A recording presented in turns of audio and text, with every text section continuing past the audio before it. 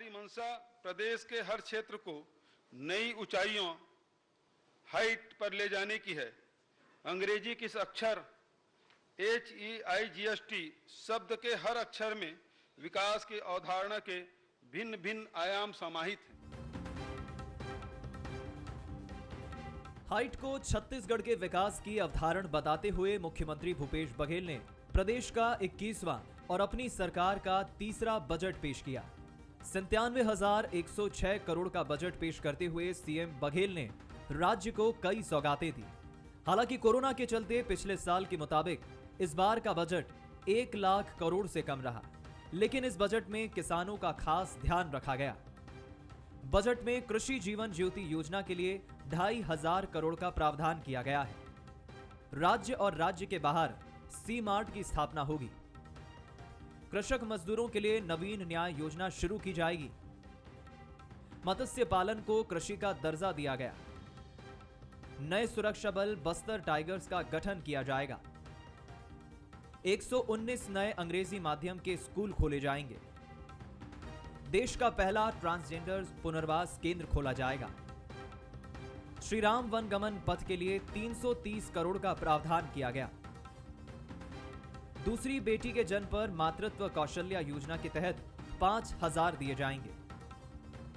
पत्रकारों की दुर्घटना बीमा राशि बढ़ाकर 5 लाख रुपए की गई। इतना ही नहीं, बजट में युवाओं, स्वास्थ्य और पर्यटन पर खास फोकस रखा गया। यह बजट राज्य के किसानों व आर्थिक रूप से कमजोर वर्गों की समृद्धि, गांव की आर्थिक प्रगति, शिक्षा में गुणवत्ता एवं प्रगति के नए आयाम, स्वास्थ्य एवं चिकित्सा सुविधाओं का विस्तार, अनुसूचित जाति, अनुसूचित जनजाति एवं पिछड़े वर्ग के कल्याण, महिलाओं एवं बच्चों के सर्वांगीण विकास, युवाओं को रोजगार एवं उद्यमता के नवीन अवसरों के सृजन, ग्रामीण एवं शहरी अधोसंरचना को तेजी से विकसित करने तथा जनता के लिए संवेदनशील प्रशासन की जो भावना के साथ प्रदेश के लिए समर्पित है। लेकिन विपक्ष को लगता है कि यह बजट जनता की उम्मीदों पर खरा नहीं है। बीजेपी के मुताबिक यह बजट छत्तीसगढ़ के विकास को पीछे ले जाएगा। ये तीसरे साल का बजट है, तीसरी बार प्रस्तुत हो रहा है, मगर उस तीसरे साल के बजट में घोषणा पत्र को क्या पढ़ना बंद कर दिया है। मुख्यमंत्री ने घोषणा पत्र के क्रियान्वयन चीफ सेक्रेटरी को ने बंद कर दिया है।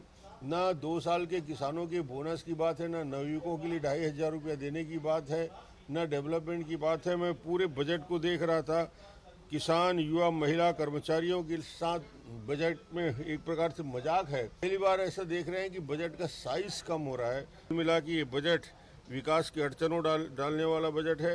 जो बजट प्रस्तुत किया गया है वो केवल केंद्र के ऊपर आधारित है। राज्य का खुद का कुछ ऐसा नहीं है जिससे कुछ किया जा सके। इस बजट में नया कुछ शामिल किया गया नहीं। ना युवाओं के लिए कोई प्रावधान किया गया है या उनके जो बेरोजगारी भत्ते के लिए प्रावधान किया गया, ना महिलाओं के लिए कोई प्रावधान इसमें किया गया है। हम स्वास्थ्य के भी यदि बजट का बहुत अच्छा उम्मीद कर रहे थे।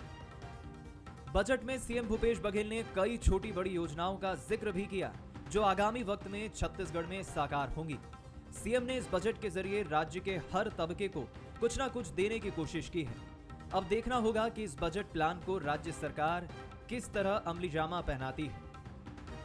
Bureau report, Bansal news. नमस्कार, मैं हूं धनवेंद्र जायसवाल। हाइट का बजट, जी हां, छत्तीसगढ़ के मुख्यमंत्री भूपेश बघेल ने आज जो बजट पेश किया है, अपना तीसरा बजट, उसको उन्होंने हाइट का बजट कहा है। यह हाइट का बजट छत्तीसगढ़ के जनजीवन पर कितना असरकारी होगा, छत्तीसगढ़ के लोगों के जीवन को कितनी हाइट पर ले जाने वाला होगा, इस पर आज हम खास चर्चा करेंगे। हमारे साथ चर्चा के लिए मौजूद हैं भारतीय जनता पार्टी के वरिष्ठ विधायक और आर्थिक मामलों के जानकार सौरभ सिंह जी। सौरभ सिंह जी, आपका बहुत बहुत स्वागत है। कांग्रेस के विधायक डॉक्टर विनय जायसवाल हमारे साथ जुड़े हैं। डॉक्टर जायसवाल, आपका भी बहुत बहुत स्वागत है। और अर्थशास्त्री डॉक्टर रविंद्र ब्रह्म हमारे साथ बने हुए हैं, जो इस पूरे बजट को बहुत बारीकी से नज़र बनाए हुए थे।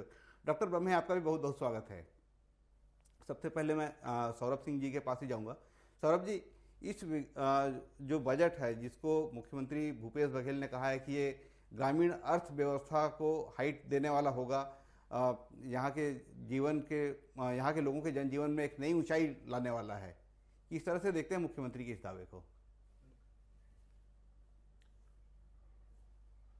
देखिए, ये जो पूरा बजट है, इस बजट पे अगर आप आंकड़े को देखें तो 60% पैसा केंद्र सरकार से आ रहा है और ज़्यादा से ज़्यादा जो योजनाएं हैं वो केंद्र सरकार की योजनाएं चल रही हैं। पूरे बजट में माननीय मुख्यमंत्री जी ने जितनी बार केंद्र की योजनाओं का उल्लेख किया उतना तो निर्मला सीतारमण जी ने केंद्र के बजट में उल्लेख नहीं किया था। और इसके बाद जो बजट का साइज स्क्वीज हुआ है, पिछले बार हम 1,05,000 करोड़ में थे, अभी भी 1,05,000 करोड़ में है। 97,000 करोड़ रुपए हम खर्च करेंगे, 8,000 करोड़ रुपए का हमको ब्याज और ऋण की अदायगी है। तो ये मेरा मानना है कि ये मुख्यमंत्री जी के पास एक गोल्डन अपॉर्चुनिटी थी कि कुछ नया करने के लिए, कुछ आर्थिक नीतियों में नए रास्ते में चलने के लिए। तो हमको तो पुराने 2 बजटों से भी ज़्यादा निराशा इस बजट पे हुई है। और जो ग्रोथ होना चाहिए, जो राजस्व का ग्रोथ होना चाहिए, बाकी चीज़ का बजट के साइज का ग्रोथ होना चाहिए, वो बिल्कुल भी नहीं है इस बजट में। सिंह साहब, आपको ऐसा नहीं लगता कि कोरोना काल के बाद जो बजट आया है उसमें कोरोना काल का पूरा असर है, इस वजह से बजट का साइज कम हुआ, जो नई योजनाएं जो आनी चाहिए थी वो नहीं आ पाई, राजस्व में जो कमी का मामला सामने आया वो कोरोना की वजह से हुआ, और जो अर्थव्यवस्था में जो रफ्तार दिखाई देनी चाहिए थी उस पर कोरोना ने जो ब्रेक लगाई है उसका असर इस बजट पे दिखाई दे रहा है। देखिए, पूरा विश्व इस चीज़ को मान रहा है कि ये जो वित्तीय वर्ष होगा कोरोना के बाद, ये वित्तीय वर्ष बहुत स्वर्णमय वित्तीय वर्ष होगा और इसमें इकोनॉमिक ग्रोथ के इंडिकेटर्स बहुत बढ़िया होंगे। और उसके थोड़े इंडिकेशन अभी जो केंद्र सरकार की अंतिम तिमाही का जो असेसमेंट अभी आया है, दिसंबर का असेसमेंट आया है, उसमें माइनस से हम प्लस में आ गए हैं ग्रोथ पे। तो आज ये बात है, जब आप बजट बनाते हैं तो बजट पूरे साल भर के लिए बनाते हैं, और जब आप साल भर के लिए बजट बनाते हैं तो आपको साल भर के हिसाब से बजट बनाना चाहिए कि अगर तेजी आएगी तो हम उस हिसाब से इस ढंग से पैसा खर्चा करेंगे। इसमें नया कुछ भी नहीं है। और इकोनॉमिक्स में और इकोनॉमी मैनेजमेंट में क्राइसिस से ही कोई अच्छी चीज निकलती है। जी देखिए, हमारे साथ डॉक्टर विनय जायसवाल भी जुड़े हुए हैं, कांग्रेस के विधायक हैं। डॉक्टर जायसवाल, मैं आपके पास आना चाहूँगा। आज मुख्यमंत्री ने बजट भाषण पढ़ते हुए जिन चीज़ों पर विशेष जोर दिया था, मुझे लगता है कि उसमें स शब्द से शुरू होने वाले जो विषय हैं उस पर ज़्यादा जोर था। जैसे उन्होंने स्वास्थ्य पर ज़्यादा राशि देने की बात कही, सुपोषण के लिए उन्होंने योजना पर राशि दी है, सिंचाई, सड़क, स्वास्थ्य, शिक्षा, सुगम प्रशासन और सुरक्षा, इन बस्तर टाइगर्स का गठन। तो इस तरह के जो स से शुरू होने वाले जो विषय हैं उन पर ज़्यादा राशि दी गई है, उन पर फोकस रहा है। मुख्यमंत्री कहते हैं कि हाइट का बजट है, कितना हाइट मिल पाएगा? धर्मेंद्र जी, जिस तरह से माननीय हमारे सौरभ जी भी बजट की व्याख्या अपने हिसाब से कर रहे थे, और इस वैश्विक महामारी के समय में जब 1 साल पूरी जो आर्थिक गतिविधियां पूरे देश की बंद थी, जो कर का जो पैसा राज्य सरकार को आना चाहिए था वो सरकार के पास नहीं आया। इसके बाद इतनी विकट परिस्थिति में इतना अच्छा बजट का जो बजट प्रस्तुत किया गया है माननीय मुख्यमंत्री जी के द्वारा, मुख्यमंत्री के रूप में जो बजट आज यहाँ प्रस्तुत हुआ है 21 और 22 का, निश्चित रूप से सभी वर्गों का इस बजट में ध्यान रखा गया है। अभी माननीय सौरभ सिंह जी का जो मैं अभी वक्तव्य सुन रहा था, आप देखिए कि राष्ट्रीय स्तर पे अगर आप देखेंगे कि जो सकल घरेलू उत्पाद का जो अनुमान जितना 4.2% की जो वृद्धि है राज्य के, जो अगर केंद्र के उसे अगर आप राष्ट्रीय स्तर के आंकड़ों से अगर तुलना करते हैं तो 1% की वृद्धि छत्तीसगढ़ में है। इसी प्रकार से अगर तमाम अगर आप राष्ट्रीय स्तर पे जो इंडिकेटर्स हैं उनके जो आंकड़े हैं सभी में जब आप सौरभ जी को सुन रहे थे तो उन्होंने कहा कि गोल्डन अपॉर्चुनिटी का, मैं पहले एक बार फिर से सौरभ जी के पास आता हूं। सौरभ जी, ये कह रहे हैं कि कोविड काल का जो असर है उसमें केंद्र के बजट में उसका असर ज़्यादा दिखाई देता है, राज्य पर उसका असर काफ़ी कम हुआ है, केंद्र पर ज़्यादा असर हुआ। तो केंद्र में जो इंडिकेटर्स हैं वो काफ़ी नीचे हैं राज्य की तुलना में। सौरभ जी, देखिए क्या है, केंद्र सरकार का बजट बहुत बड़ा होता है और बहुत व्यापक होता है और बहुत सारी चीज़ें केंद्र सरकार के बजट में आती हैं। हमारा जो बजट है वो केंद्र सरकार के मुकाबले बहुत छोटा बजट है, बट केंद्र सरकार के बजट में अगर आप देखिए तो केंद्र सरकार ने बहुत बोल्ड स्टेप्स लिए हैं और ये माना जाता है कि आर्थिक नीति पे इतने बोल्ड स्टेप पहले कभी नहीं लिए गए हैं। और आप जब बजट की प्लानिंग करते हैं तो आप बजट की प्लानिंग करते हैं, जो पिछला साल चला गया वो इतिहास है अब, और जो आगे वाला एक साल है वो यही एक साल है जो छत्तीसगढ़ के भविष्य की दिशा और दशा तय करेगा। क्यों, उसके बाद का जो साल होगा वो क्रियान्वयन का नहीं होगा, और तीसरा जो साल, जो 5वां बजट आएगा तो सिर्फ वो तो चुनावी बजट रहेगा। जी, जिस तरीके से ये कह रहे हैं कि कोरोना का असर हुआ, उसके कारण से राज्य सरकार को जो राजस्व की वसूली है वो कम हुई है। दूसरी तरफ से आज मुख्यमंत्री भूपेश बघेल बार बार ये कह रहे थे कि केंद्र सरकार से जो राशि मिलनी चाहिए थी वो उसमें कटौती हुई है। 14,500 करोड़ रुपए की लेनदारी केंद्र से बाकी है। इस वजह से हमारे राज्य की अर्थव्यवस्था बिगड़ी है, हमको कर्ज पर जाना पड़ा है, इससे हमारा जो इंफ्रास्ट्रक्चर डेवलपमेंट है वो प्रभावित हुआ है। आरोप कुल मिलाकर के आपकी तरफ ही है लगातार। देखिए क्या है, आज भी आप देखिए कि जो आर्थिक सर्वेक्षण आया है और जो आज बजट पेश हुआ है, 60% जो छत्तीसगढ़ सरकार का राजस्व आ रहा है वो केंद्र सरकार से आ रहा है। और जो केंद्र सरकार का आर्थिक सर्वेक्षण के पेज नंबर 81 में स्पष्ट है कि इस साल जो रेवेन्यू डेफिसिट कम हुआ है उसका कारण यह है कि 16% केंद्र सरकार का टैक्स कलेक्शन बढ़ा है और वहां का शेयर यहां आया है। जी, तो हमारा ये मानना है कि यहाँ पर आप अपने बजट को ग्रोथ करिए, बड़े भाई की व्यवस्था पर क्यों आप निर्भर हैं, आप अपनी व्यवस्था को सुदृढ़ करिए। और 31,000 करोड़ से आप अनुमान कर रहे हैं 35,000 करोड़, आपका जो बजट का आपके खुद के रेवेन्यू कलेक्शन जो है वो उसको बढ़ाने का प्रयास करना चाहिए। जी हाँ, नहीं, मुख्यमंत्री कहते हैं कि हम ग्रामीण अर्थव्यवस्था पर जोर दे रहे हैं, वनोपज आधारित व्यवस्था पर हम जोर दे रहे हैं। उनका कहना है कि तेंदुपत्ता जो संग्राहक है उनको हमने मजबूत किया है, मनरेगा का पूरा पैसा जा रहा है। खासतौर पर उनका जो जोर था वो कह रहे थे कि लघु वनोपज की जो खरीदी हुई है वो देश में सबसे ज़्यादा हमने की है, और हमारे जो आदिवासी इलाके जो वनवासी भाई हैं उनको बड़ी धनराशि इसके माध्यम से गई है। और उन्होंने इसी व्यवस्था को विस्तार करने की बात भी कही है कि हम कुछ नई चीज़ों को भी साथ में अब समर्थन मूल्य पर खरीदी करेंगे। तो उनका कहना है कि हम ग्रामीण अर्थव्यवस्था को मजबूत करने पर लगे हुए हैं। देखिए, ग्रामीण अर्थव्यवस्था जो एग्रीकल्चर है वो हमारे बजट का 27-28% है जी, और एग्रीकल्चर में 3% की ग्रोथ हुई है, परंतु जो इंडस्ट्रियल सेक्टर है उसमें -9% ग्रोथ है, जो सर्विस सेक्टर है उसमें -5% ग्रोथ है।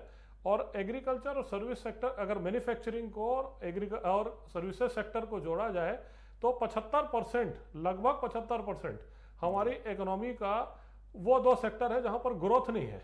मैं उदाहरण के तौर पर अगर बता रहा हूं, माइनिंग में -26% की माइनस ग्रोथ है जी।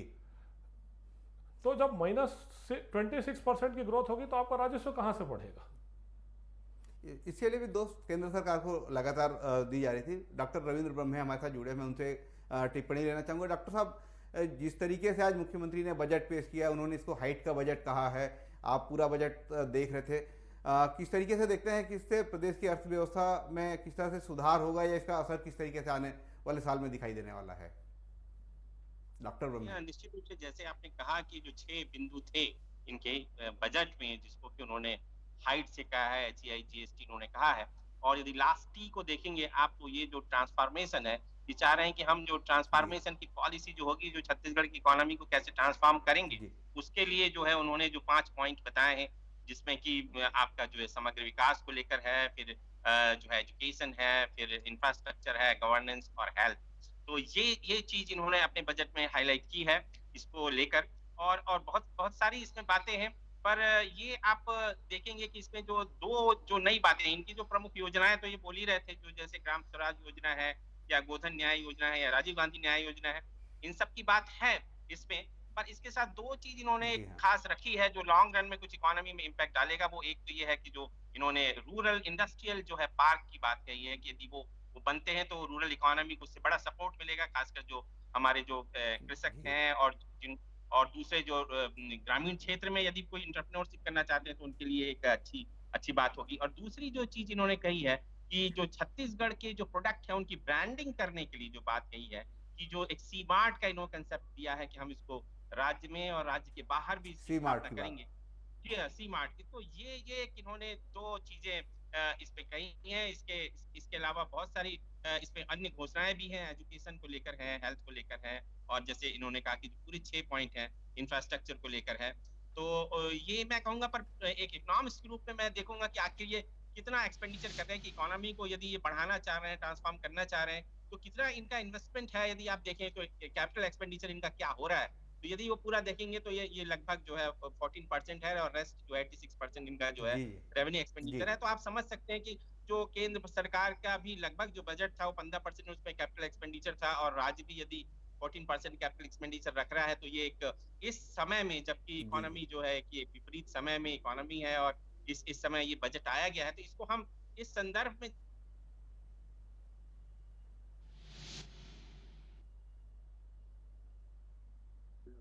जी जी। डॉक्टर ब्रह्मे की आवाज़ शायद किसी वजह से फिर से कट गई है। सौरभ जी, आज जो सी मार्ट की परिकल्पना सीएम ने आज अपने बजट में पेश की है, मोदी जी भी अपने तमाम भाषणों में कहते हैं कि हमको वोकल फॉर लोकल होना पड़ेगा, हमको स्थानीय चीज़ों के महत्व को बढ़ाना होगा। और जिस तरीके से आज मुख्यमंत्री ने सी मार्ट की बात कही, जिसमें छत्तीसगढ़ में तमाम तरह की जो हस्तशिल्प हैं, जो खादी ग्रामोद्योग से जुड़े हुए हैं, तमाम तरह के जो वनोपज या लघु वनोपज के जो प्रोडक्ट हैं, वो सारे के सारे जो प्रोडक्ट जो छत्तीसगढ़ के अलग अलग इलाकों में जो उत्पादित होते हैं, वो एक छत के नीचे आ जाएंगे। सी मार्ट बनाया जाएगा और वहाँ ये सारी चीज़ें उपलब्ध होंगी। जो मोदी जी कहते हैं कि लोकल फॉर वोकल, तो ये दोनों लगभग एक ही तरह का कॉन्सेप्ट है। किस तरीके से देखते हैं, कितना इससे बदलाव आप आने वाले दिनों में देखते हैं, कितना फायदा होगा? देखिए क्या है कि योजनाएं बजट में बहुत अच्छी लगती हैं। जिस दिन बजट का भाषण होता है उस दिन योजनाएं बहुत अच्छी लगती हैं, परंतु उसका क्रियान्वयन कितने दूर तक होगा, क्या होगा, इंडस्ट्रियल पार्क कहाँ पर बनेंगे, उसके बजट का कितना प्रावधान किया गया है, और इंडस्ट्रियल पार्क कितने स्पेशलाइज्ड होंगे। आप जो रूरल इंडस्ट्रियल पार्क की बात कर रहे हैं, तो रूरल इंडस्ट्रियल पार्क में हर जिलों की व्यवस्था अलग है। बस्तर की व्यवस्था अलग है, सरगुजा की अलग व्यवस्था है, मैदानी इलाके की अलग व्यवस्था है, हर जिलों में अलग व्यवस्था है। तो इसके लिए क्या योजना है और बजट में अभी घोषणा हुई है। हम उस दिन का इंतजार करेंगे कि जिस दिन इसका क्रियान्वयन हो, और क्रियान्वयन हो के उसका एक्चुअल इफेक्ट आना चाहिए। दूसरी चीज मैं बोलना चाहूंगा कि सी मार्ट जो है और ये जो रूरल इकोनॉमी पार्क है, ये इनका जो क्वांटम ऑफ इन्वेस्टमेंट है या इकोनॉमी में जो क्वांटम ऑफ रोल है वो बहुत छोटा रहेगा। जो बड़े रोल है जहां से रेवेन्यू जनरेशन हुआ है उस पर कोई टच नहीं किया जा रहा है। जी जी, जवाब ले लेते हैं डॉक्टर विनय जायसवाल से। डॉक्टर विनय, किस तरीके से देखते हैं कि इसमें जो ये जो इन्वेस्टमेंट है, जिसको हम छत्तीसगढ़ की अस्मिता से जोड़ करके बात करते हैं, छत्तीसगढ़ की पहचान के रूप में देखते हैं, लेकिन उसमें जो इन्वेस्टमेंट है वो बहुत छोटा होने वाला है, इसका इकोनॉमी पर बहुत ज़्यादा असर नहीं होगा। किस तरह आप इसको देखते हैं? धर्मेंद्र जी, मैं पहले बजट की मैं बात करना चाहूंगा, थोड़ा सा वहां से हमारे जो सौरभ सिंह जी हैं उनको ये याद दिलाना चाहूंगा। इनका जी जी जो जरूर, ये वक्तव्य, बोलिए आप। बजट में जो प्रावधान किए गए हैं, बजट में जो घोषणाएं हुई हैं, उसका क्रियान्वयन कब होगा, ये इनकी चिंता है सौरभ सिंह जी की। इनको पता है कि इससे ज्यादा अच्छा बजट हो नहीं सकता जो बजट माननीय मुख्यमंत्री जी ने प्रस्तुत किया है।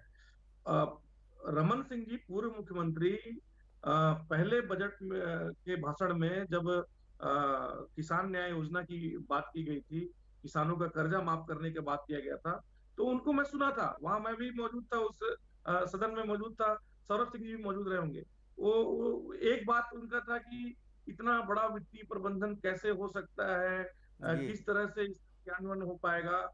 लेकिन आज देखिए, आज तीसरा साल, आज राजीव गांधी किसान न्याय योजना में जो 5,000 करोड़ से ज्यादा का जो अंतर की राशि को देने का जो प्रावधान किया गया है, जो लगातार ये दो बार से जो प्रॉमिस सरकार ने किया था, जो हमारे जन घोषणा पत्र में जो बात कही गई थी, उसको अक्षरशः उसको पूरा करने का काम सरकार की है। आज गोधन न्याय योजना के रूप में महती जो योजना है, उसके लिए बजट में प्रावधान करना आज पूरे देश में वो एक मिसाल बन गया है। ये योजना एक मिसाल बन गई। केंद्र की जो सरकार है और जो भारतीय जनता पार्टी के जो सांसदों ने जाके इस योजना की जाके प्रशंसा की है। नहीं, ये जिससे बहुत अच्छी बात है कि गोधन न्याय योजना इस प्रदेश में शुरू हुआ है। लेकिन सौरभ सिंह की चिंता दूसरी है। सौरभ सिंह जी जो इस बात को कह रहे हैं, वही सवाल तो मेरा आपसे है कि ये जो इन्वेस्टमेंट इसमें जो होने वाला है, या इसमें जो आर्थिक गतिविधियां होंगी वो बहुत छोटी होंगी, ये प्रदेश की अर्थव्यवस्था को बहुत ज़्यादा प्रभावित करने वाली नहीं होंगी। तो अर्थव्यवस्था को जब ऊंचाई देने की बात हो रही है, तो ऐसे कौन से प्रावधान हैं जो राज्य की अर्थव्यवस्था को बहुत ऊंचाई तक ले जाने वाले हैं? सवाल ये था। धर्मेंद्र जी, निश्चित रूप से जो छत्तीसगढ़ है वो ग्रामीण परिवेश का राज्य है। आज इसकी जो पूरी जो आर्थिक जो ताना बाना छत्तीसगढ़ का जो है, अपन जब देख तो सीधे सीधे एग्रीकल्चर सेक्टर को लेके ही हम उसकी आर्थिक गतिविधियों की बात करते हैं। आज अगर रूरल इंडस्ट्रियल पार्क बनाने की बात हो रही है, आज अगर जितनी भी योजनाएं हैं वो सीधे ग्रामीण अर्थतंत्र को मजबूत करने की बात अगर माननीय मुख्यमंत्री जी कर रहे हैं, तो निश्चित रूप से उसका जो दूरगामी जो परिणाम है, जो उसके रिजल्ट है, बहुत अच्छे आने वाले हैं। रोजगार के सृजन से लेके लोगों में जो आत्मनिर्भर भारत की बात जो माननीय प्रधानमंत्री जी कर रहे हैं, में वो उसको सच में जो धरातल में उतारने का काम माननीय भूपेश बघेल जी कर रहे हैं। आप देखिए जो केंद्र का जो बजट आया था, जिसमें कृषकों के नाम से, किसानों के नाम पेट्रोल और डीजल के ऊपर जो सेस लगाया जा रहा है, आप मेरे को बताइए कि वो किस तरह से किसानों को लाभ पहुंचाने वाला है। वो तो जितने भी मोटर पंप और ये सब जो यूज करने वाले हैं, किसान के ऊपर दोहरी मार पड़ने वाली है। सेस का उसको क्या लाभ मिलेगा, इसके बारे में कोई प्रयोजन नहीं दिखता है। उसके बारे में नहीं, वो राशि तो राज्यों को ही आने वाली है ना, जो किसान सेस लगा है। डॉक्टर जायसवाल, मैं वही कह रहा हूँ कि जो केंद्रीय बजट में जो किसान सेस जिसकी आप बात कर रहे हैं, वो राशि राज्यों को आएगी और राज्य सरकार उनको किसानों के हित में खर्च कर सकेंगे। धर्मेंद्र जी, आप मेरे को ये बताइए कि डीजल पेट्रोल के ऊपर में अगर आप लगाते हैं, तो आप कैसे उसको कृषकों का आप इनकम को दुगना करने की बात कर रहे हैं। आखिर में जो ट्रांसपोर्टेशन है और सब्जी का, फल का, फ्रूट का, आपके जो गेहूं का, धान का, चावल का, ये सब तो उल्टा उनके ऊपर मार पड़ने वाली बात है ना। अगर आप उसको डीजल पेट्रोल की कीमत को अगर आप बढ़ाते हैं, आप उसको देखिए, आप केवल मकड़ जाल बनाने की कोशिश किए हैं। आपने जो इकोनॉमी का या जो बजट का केवल मकड़ जाल बनाने की कोशिश किया है, लेकिन यहाँ माननीय भूपेश बघेल जी ने सीधे जो किसान के पॉकेट में पैसा डालने का बात है, या सीधे सीधे रोजगार सृजित करने का काम है, या लोगों की आय को बढ़ाने का काम है, वो सीधा भूपेश बघेल जी के इस बजट में परिलक्षित होता है। लेकिन अगर केंद्रीय बजट का आप देखेंगे ना, तो सारा केवल इनडायरेक्ट वाली बात होती है कि इस तरह से किसानों को लाभ होगा, इस तरह से युवाओं को रोजगार मिलेगा। आप चलिए, समय बहुत कम है, मैं सौरभ जी से आखिरी 30 सेकंड में जवाब ले लेता हूँ कि भूपेश बघेल जी ने जो प्रावधान किए हैं, उससे किसानों की जेब में सीधे सीधे राशि जाएगी और वो जो किसान है वो मजबूत होगा, उसकी आर्थिक तरक्की होगी, उसके जीवन स्तर में बदलाव आएगा। ये दावा है कांग्रेस का। बहुत संक्षिप्त आपका जवाब चाहूँगा। देखिए, जो किसान न्याय योजना है, उस न्याय योजना की चौथी किस्त अभी तक नहीं मिली है। और जो हम वित्तीय प्रबंधन की बात करते थे, कहीं ना कहीं वित्तीय प्रबंधन बिगड़ा है, तो आप 4 किस्तों में दे रहे हैं और मार्च तक आप नहीं दे पा रहे हैं, एक चीज। और दूसरी चीज कि किसानों के हाथ में पैसा जाना चाहिए, बिल्कुल, पर जा कहाँ रहा है। आपको जब अगर आप बजट की बात कर रहे हैं, तो आपको हर एंगल को देख के चलना पड़ेगा। आप पूरे राज्य के लिए बजट बना रहे हैं, और पूरे राज्य में सर्विसेज सेक्टर के लिए भी बना रहे हैं, मैन्युफैक्चरिंग के लिए भी बना रहे हैं, और कृषि सेक्टर के लिए भी बना रहे हैं।